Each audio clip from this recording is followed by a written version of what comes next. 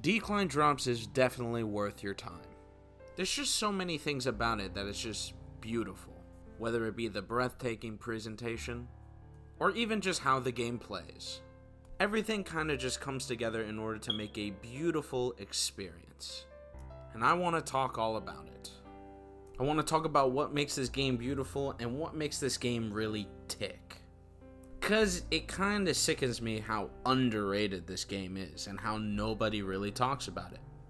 I will do my best in order to sing its praises, while talking a little bit about the things of what I hope that it does better in the future. So, without any further ado, let's see why Decline Drops is worth your time.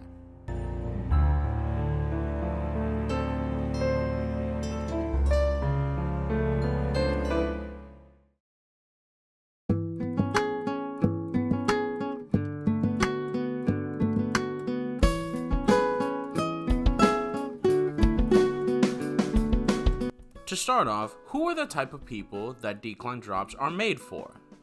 Well, if you know anything about the game, a big influence, especially when it comes to the gameplay side, is definitely Super Smash Bros. I'll get into why when we actually control our character, so let's just pin that. When it comes to other influences, things like Tropical Freeze, Shovel Knight, and even Kirby's Adventure, those types of things really influence the design of the game. The reason why I put it out there is because if you like these sorts of games, Decline Drops will definitely fit in. And if you like that, you'll certainly love the art style of the game. We talked a little bit about what was outside the game. Let's actually talk about the game. I won't talk about every single story element when it comes to Decline Drops, and I won't talk about the lore too much because I think that could be its own separate video, honestly. But here's a little bit of a summary. We are a puppet girl. We don't really have a name. We're called like the Globule a few times. So, yes. We are a puppet girl and we are facing an entire corporation of evil amphibians. They are spreading misery and we got them hands. It's pretty simple what we're doing. We got 35 levels, different enemies, bosses that we gotta defeat until we finally get to the final boss. Once you get to the final boss, you win. Is there a bigger story? Is there lore? Sure. We'll save that for another time then. We're trying to actually get to the game part of the game. So yeah, put it very simply, we're a pro tag, we got enemies to defeat, we gotta defeat the big bosses, then we're done. Pretty simple, basically every video game ever. Let's do this. Before we talk about combat, let's just go over some things that are on the screen right now.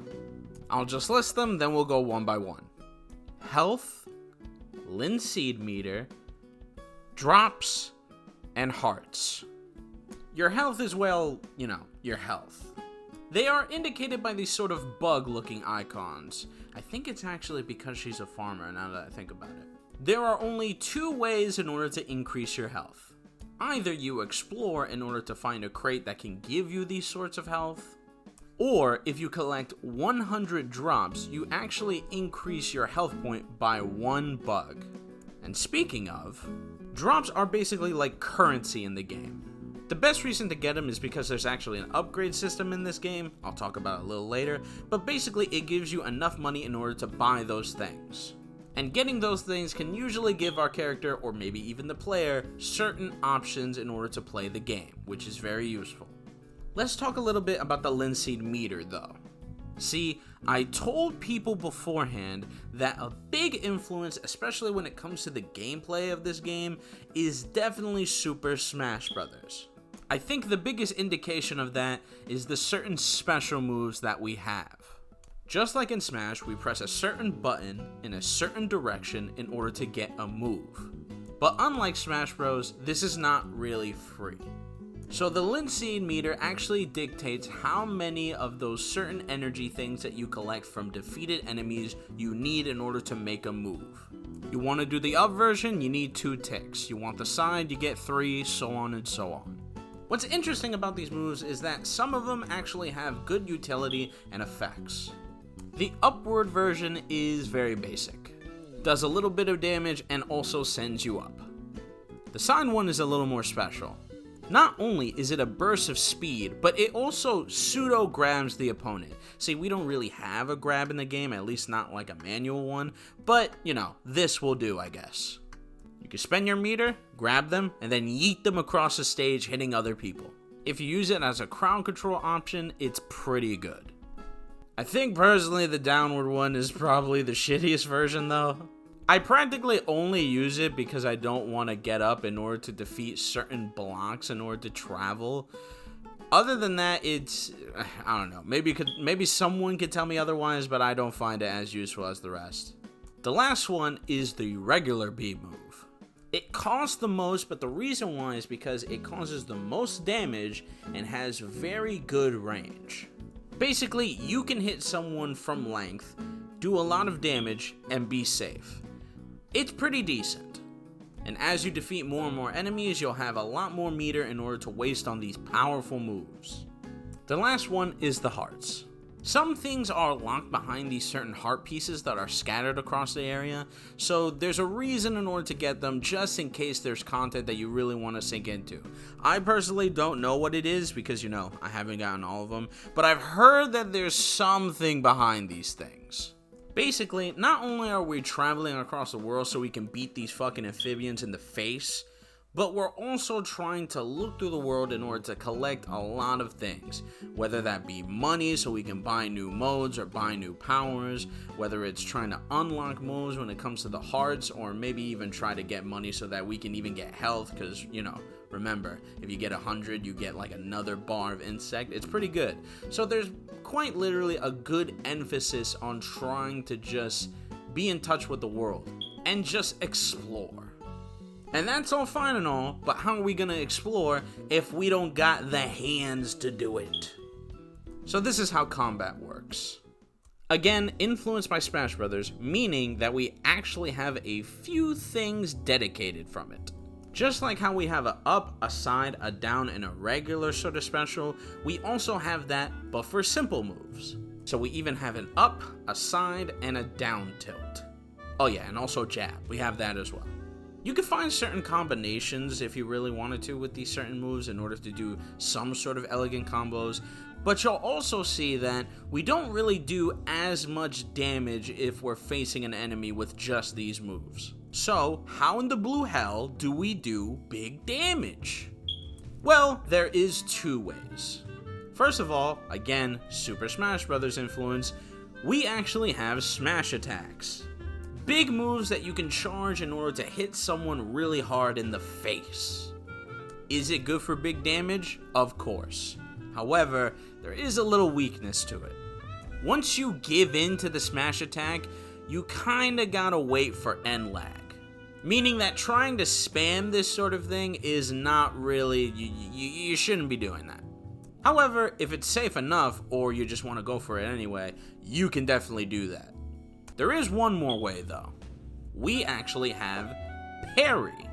You press a certain button at a certain time and you will close in, ricochet back, and hit people in the stomach for a lot of damage. This by far is my favorite part of the game. I'll talk about it in a little bit when it comes to, enemy design, but certain enemy design, because of how they are, you kind of want to wait until you can get that parry for big damage, and it always feels good. And if you're just starting out, I wouldn't really try to spam it because there is some sort of end lag to it, so you might just stay there when you want to do some other move. It is pretty nice to hit though. Now that we talked about the claws, let's talk about some of the movement options you can actually do on people. Again, I think I'm getting a little too annoying with this, but again, Super Smash Bros. Influence, meaning we have air dodges. Primarily, it's supposed to be used in order to dodge attacks, but you're also inactive a little bit before you do it. You could cancel it in sort of moves like the up special, but, again, there are weaknesses to these sort of things. There's also a roll, that's pretty good. I mean, it's okay. Thinking about it now, I've never really had a reason in order to roll, not that much, but, it's still a decent tool that you can use. And finally, for the fat, smelly nerds in the back, there is wave dashing in the game. Now, yes, there is wave dashing in the game. Is it broken as shit to do? Not really. It's not really as, not only is it not as safe, but it's not as, fluid as the sort of normal platform fighters going on, Rushdown Revolt, Rivals 2. Like, their wave dashes are very easy to do, and not only that, they give you a lot of options. This is not really like that. Like, usually you can do like 10 seconds in those games and just wave dash perfectly. In this one, you gotta actually time it at least a little bit, because if you don't, you'll just get a roll, and it might be a move that you don't want to do. Does it go across the screen? Yes! At least to a big extent. Kinda reminds me of Luigi's wave dash in Melee, now that I think about it. I'm gonna be honest, it's probably broken. If you can actually time it right, you could probably use it against every single enemy in the game and always be safe. But I'm gonna be honest, I never really thought of it that way, and I really only used it against certain bosses anyway. It's just, I don't know. Maybe it's broken, but I don't know. It's definitely harder to use, though. You gotta be very particular with the timing. But all of these things come together in order to form the game of Decline Drops. And it's pretty fun for what it is. Does that mean it's as fluent as every single other platform fighter, like, say, Rivals 2, maybe even, I don't know, like Melee, or maybe even like Rushdown Revolt? No, definitely not. But that's a good thing. Unless the enemies are also cracked, there is kind of no reason for this game in order to be as fluent as any other platform fighter. It gets, you have to get used to it a little bit if you're someone like me that loves playing platform fighters, It's definitely a lot slower, a lot more, like, methodical in order to do plays. Still fun regardless, and plus the game is based around it, so makes it better. However, the game wouldn't even be half as fun if the level design wasn't really peak. It's a good thing that it is.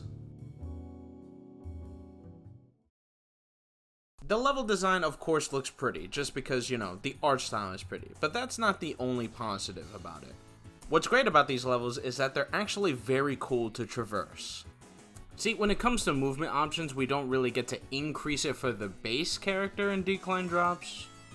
Like, sure, we have the side B that could be a dash, but, nothing in the same way where movement options are the same, like I guess Hollow Knight, for example. Hollow Knight, you're kind of traversing the land in order to increase your movement so you can get more things. Decline Drops isn't like that. However, what we do, what we do is that the location, or depending on the location, that's the increase in movement. Let's say you are in the tomato level. The best thing that you have to a movement option is the tomatoes that the stage brings. Because it's mostly a vertical stage, you need certain things in order to get up faster, and that's what these tomatoes do. Also, I believe if you grab and throw enemies at these tomatoes, they'll actually do a little bit of damage. Some stages also have gimmicks where, you have to grab an exploding item and you have to use it across the stage. The level design is different because not a lot of enemies are clumped up together so that you can explode them all at once. You actually have to aim directly at them at specific points. Sometimes we'll have stages like Sonic Rush where we basically have to really judge our movement and be precise in order to not be teleported into the next side again. As you can see, I think the stage design is really cool because it's adding more depth to the character rather than giving it to you as a base. It makes it very replayable because you can only get this in specific stages, meaning you would want to play it again just to have that experience. Also, because of the way that you can loop over and go to different sides of a certain level, it makes exploration really good. See, I played the quote-unquote hard version of the game. I only say quote-unquote because it's technically not a mode. Here, this is what it is. You go to the Vial section, right? Which is basically, increasing some sort of abilities to our character. And one of the abilities is you grab more orbs, but you take twice the damage. I chose this as a sort of hard mode, right? Because I did this, I kind of appreciated the level design a lot more in this game. See, a lot of times, you get hit once, that's your ass. So you have to scramble in order to get orbs to get health, or you gotta go to those orange boxes to get health. Because of that, usually I take my time. I'm gonna get into, some of the reasons why I don't take my time, but that's in the next one. I took my time in order to not only look at the art, in order to look at some of the enemies, but I also just looked at, some of the things that was going on. There was a lot of orbs that I probably wouldn't have gotten if I didn't choose hard mode. There was a lot of, good placements of health and good places of save points that I wouldn't really appreciate if I only went with the regular mode. Making decline drops, especially in the mode that I play, difficult but fair. Because of the placement of these vantage points, places where drops go, place where health is, I don't know, it's just great design. I just really enjoy it. It's smartly designed. Another thing that I have to talk about is definitely the enemy design. I think most of the enemy design in Decline Drops is decent. I know. I will explain all negative things later. Let me talk about the positives for right now.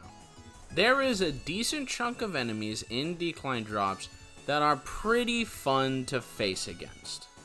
Out of the top of my head, my two favorite ones is the Axolotl and the Big Ass Frog.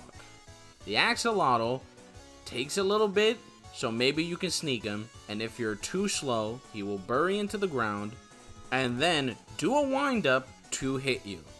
This is very fun because it incorporates the parry, which is a very good and satisfying move to use against someone.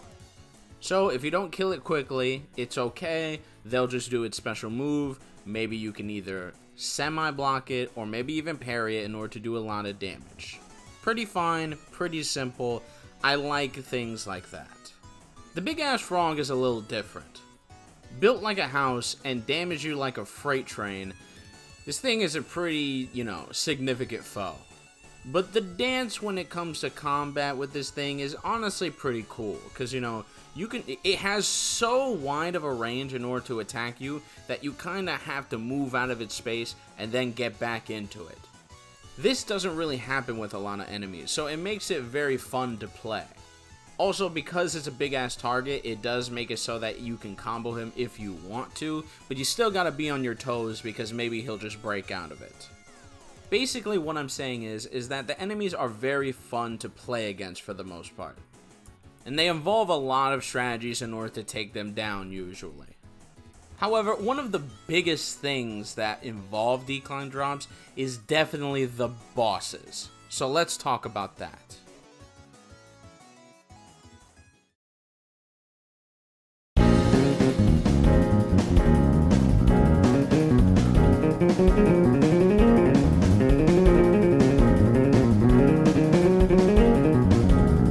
I know it's just a video game thing, but honestly, the bosses are just, the best part about this game.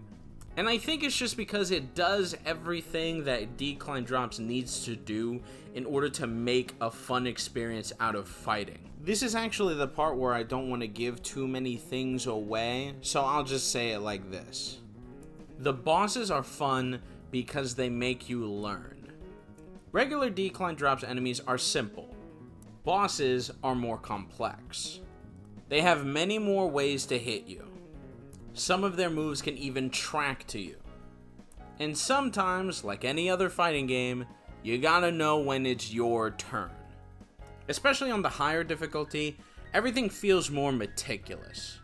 Learning the patterns and trying to get good at facing it is gonna take time, but it's so fascinating and it feels so great in order to be in the flow when you're fighting a boss. Knowing when to smash attack so you don't get fucked over because of the end lag from it. Learning exactly when to parry so you have breathing room. And mastering the stage design so you can use it against the foe. I know, it sounds very generic and I get it, but I really do think that I'm spoiling way too much by just telling you how to face these bosses. I feel like you should just experience it for yourself.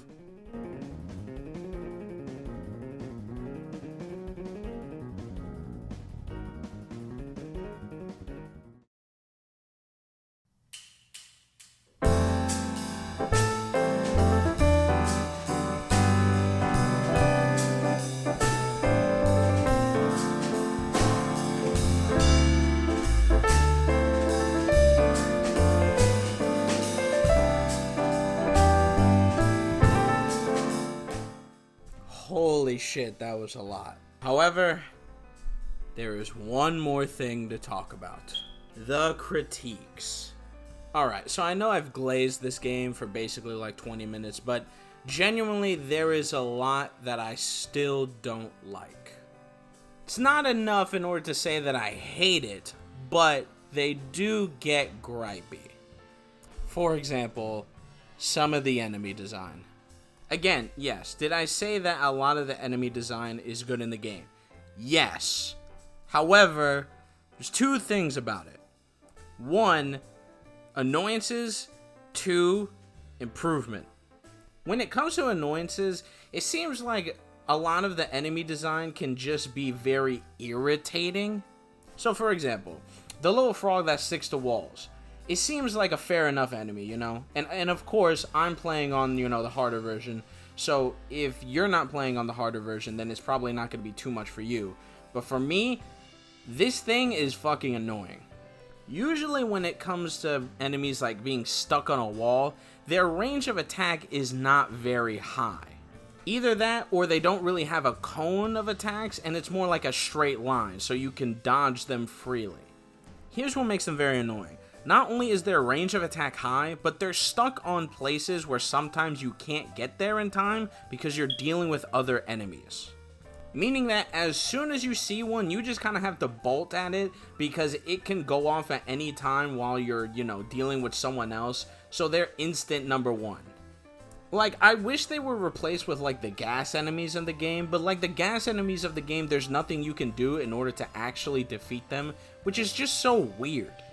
At that point, you basically just have two versions of the same enemy. It's just that one's more annoying, and then the other one you can't even kill. So it's just, I don't know, that's just very annoying. Especially since you can parry the attack and still not hit them. The jumping frog is also annoying. Because usually the stages that they house them on, they give them as much space as possible so they can go anywhere while dealing with some other enemy, just making it annoying in order to navigate the area. It's just like, ugh. Like, a lot of their attacks happen at the air too. You don't really have a lot of defense when it comes to air mobility, so it's very hard to punish it. You kind of just have to move to the side and just deal with it first and then deal with everyone else. But meanwhile, when you have the axolotl or you have the huge fucking frog, yeah, they're kind of stationary and one's kind of in the air, but their swings are very telegraphed and they can get comboed very easily. They're not annoying like these two enemies.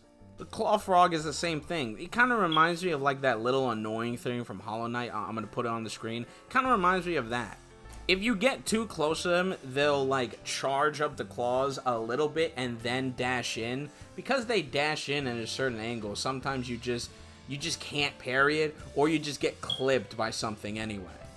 And also, again, a lot of the area for these enemies just makes it so that they can roam free. Meanwhile, you're stuck with your base movement that you can't use on them. I know they're not the hardest things to deal with in any game, but it just doesn't seem as thought-provoking or as fun to deal with compared to every other enemy in the game that actually is. So these types of enemies, I wish there was like either some sort of weakness that they had, especially if you don't have meter in order to just spend. And it gets even worse when you're kind of forced to fight them in these sort of arena sort of battles. In the arena battles, they don't really seem like they're covering weaknesses in order to have a fun time. It kind of feels like they're just randomly giving you a lot of enemies in order to defeat, and hopefully, like, because there's so many of them, you'll get some damage. It doesn't really seem thought-provoking. It just seems like we're just plucking enemies and randomly in order for you to fight. This is different considering some levels as well. You know, on the Skyboat, even though these enemies exist, the layering of the stages and how it's designed makes them fun to play against. You know, when you get to the Skyboat, every single enemy that I see seems like it's specifically made for that stage. But when it comes to these enemies, it feels like they're just layered everywhere because, you know, you have to have enemies in your stages, and they don't seem thought-provoking enough. They don't have anything that the other good actual enemies have in order to make them fun to defeat. But even if my opinion is wrong on that, which I will see if it's wrong, everyone can just tell me. Please comment down, by the way. Even if, you can just say skill issue or whatever, I still think that the enemy's design could be more interactive. For a sort of comparison, I'll use Halo and Hollow Knight. Hollow Knight first only because, it seems more in line with what Decline Drops is doing. In Hollow Knight, right, it seems like a lot of enemies actually react to you rather than be like NPCs. For example, you look at the boss knight, right? When you get near it, it will block the place that you are most nearest at, keep blocking for a little bit, and then attack you. This is reactive. It's more interesting that way. It makes you actually use your brain, and only one enemy is on the screen. You don't need 7 different enemies in one to force on the player in order to keep going. One enemy can be enough in order to be, interesting. Does that mean it has to be every single enemy in Decline Drops? No. I'm just saying it seems like the depth of trying to react to the player is only really into bosses when you could have really put that onto some of your enemies to make them a little bit better, especially since a lot of these enemies are more annoying than anything else. Hell, it's why sometimes for some levels, because they go on for so long, and when I say so long, it's not in a bad way. I like the fact that they're long, especially since it's, 35 levels, I believe. But sometimes the levels go for so long, and you're at so low health, and you don't have enough, meter to deal with some of these enemies, that I'll just go straight to the finish line. Because it's there's not really a reason in order to look, because I'll only get 1 health, and then I'll just die in 2 hits. So why not just go as fast as I can in order to find the fairy that might heal me if I die, or just avoid the situation. Halo does this in a few ways. Some of the grunts, if everyone is gone or you're very secluded from everyone else, it will just get 2 grenades and run at you and explode. Some of the elites, when you break their armor, they go into an animation in order to say that they're scared and that you actually have a time in order to, punch them in the face. This is interactive. This is good game design, because they feel real. They feel like they're reacting to you. They're reacting to the situation at hand rather than be very predictable. This is a little on me though. I don't know if this is correct, but I don't know. In order to make the feeling of actually wanting to hurt enemies, I feel like I would rather have I'd rather have the Hollow Knight design of every single time I hit someone, I gain meter rather than they have to just die.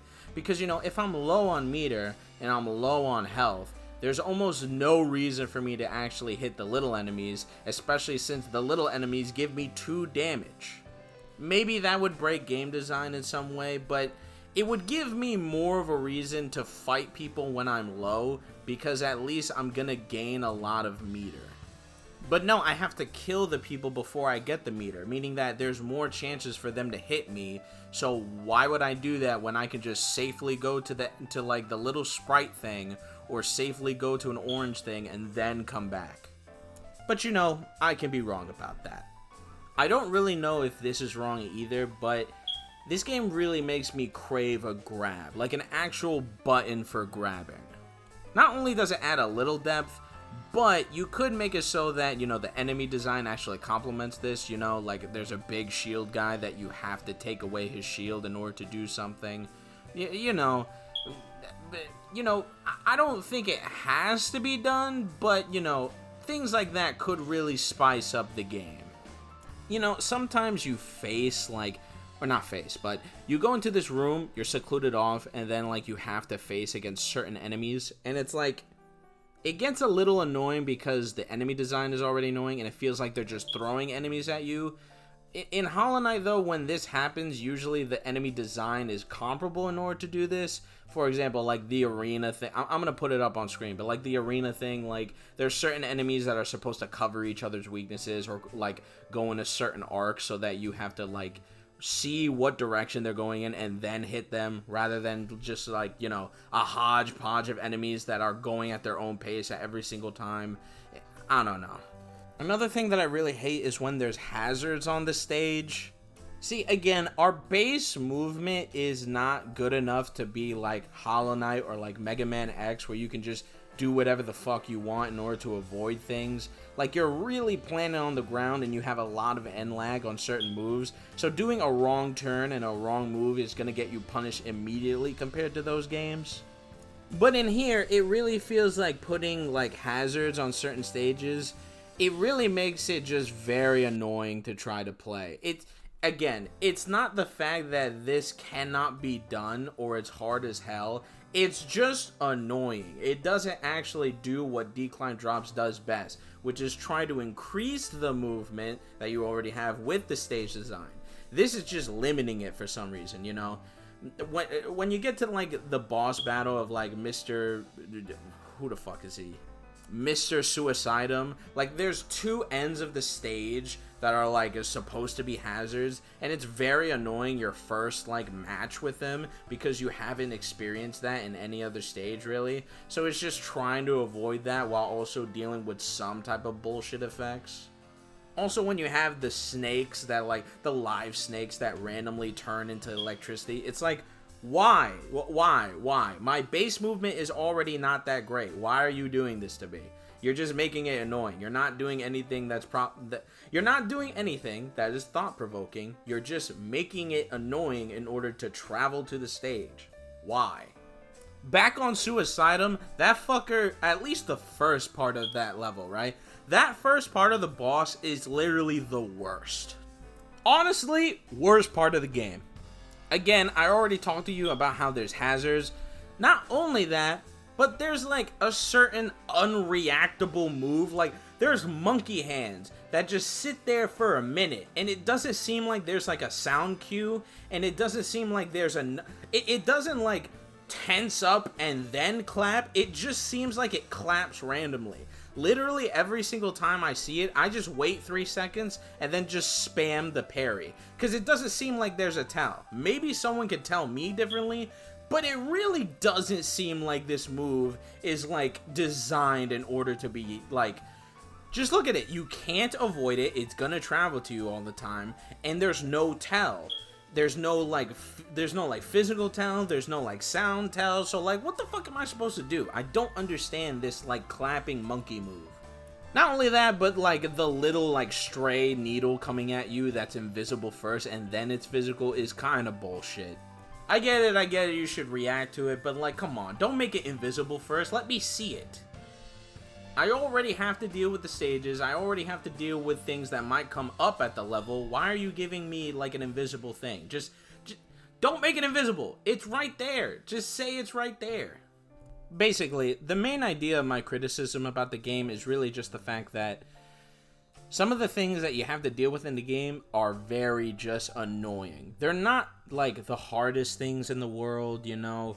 They're not like the most impossible challenges in the world, but they're definitely annoying enough to where you wish they were changed. Plus, there's a lot of things when it comes to, you know, basic enemy design that I kind of wish like some influences like you know, Hollow Knight, like Mega Man Zero, like things like that where they're actually interacting with the opponent. I kind of wish that we got that at least a little bit. This is less, this is trash, this is awful, your game is bad. And it's more so the fact that I do wish it was a lot better. I'm gonna be honest though, if I had to put it in percentages, I would say that these things only really affect me like 9% of the time, because you know, there's 35 levels and they're long as hell. But they are annoying to me. Also, mind everyone, I am not always right about these things. I'm pretty sure in about a year or two, maybe I could find like certain things that are like wrong with this thing. It's just, I have to get it out there, because if we don't really talk about it, then I don't really know if someone's wrong, if someone's right, or if the game can be improved with these sorts of things. So if I'm wrong, I'm wrong. But if I'm not wrong, I would like to just air it out there. Even with these criticisms, to me, Decline Drops is still fucking worth it. It's pretty, the gameplay's still good, the boss designs are great, the music is great. Even with every single criticism that I have, This game is just a masterclass. And the fact that it can even get better than what I've already talked about is fucking insane. This game on Steam is also like $19 to $20, by the way. Listen, I don't mean to bring up any drama, but you know, some of you have seen the thing, you know, Switch 2 being $450 and $80 games. Why don't you say a fuck you and just pay $20 to get a good experience? To me, $20 is fucking more than fair. You know, I never really thought about it, but this is the time where you kind of give the score, you know, video game scores. This is the first time I've ever done this, by the way. It's very new to me. Usually I think about how, like, oh, maybe I shouldn't have a score because, you know, scores are very dubious in it anyway, and, you know, people can just judge for themselves by what you say. But, you know what? Just because it's my first time, fuck it. Let's just do a score. First of all, I don't really like using the American way to look at things. You know, like, 50% to us is failing. So, like, when people see 5 out of 10, they're like, oh, shit, that's bad. No. 5 to me, at least to a 1 to 10, 5 to me is decent. 6 to 7 is good. 8 to 9 is really great. And then 10 is fantastic. To me, it just gives you more room in order to, like, figure out where games are. So, if we're going based on that, especially with everything that we talked about, I would give Decline Drops, honestly, I would give it about an 8.6. The price is fair. God damn it. The price is decent. Actually, fuck decent. It's actually pretty good. The actual content that you get out of it, especially with it being replayable because of the boss rush and other sort of modes, is just fucking fantastic. And I've only heard this somewhere. I don't know if it's canon. But I have heard that the creator of this game actually wants to do DLC or something to that matter. So, like, the fact that there's more content on arrival is just insane, because a lot of the levels are long anyway. So that's already a lot of content. Just to have that shit on top like a cherry is great. If any of you don't know, Decline Drops is clearly worth your time. If you're like a brawler sort of person where you like 2D brawlers, or maybe you just enjoy platform fighters in general and you just want something not only less sweaty but just like a good single player experience, just pick it up. It's $20. You won't regret it. It'll give you enough content to where you'll feel like really full. I just recommend it. It's a really good game, and I really hope that more people give it a shot. If this is your first time in the channel, you know, hello, I'm Software Neos. I practically do a lot of platform fighter content, if you don't know.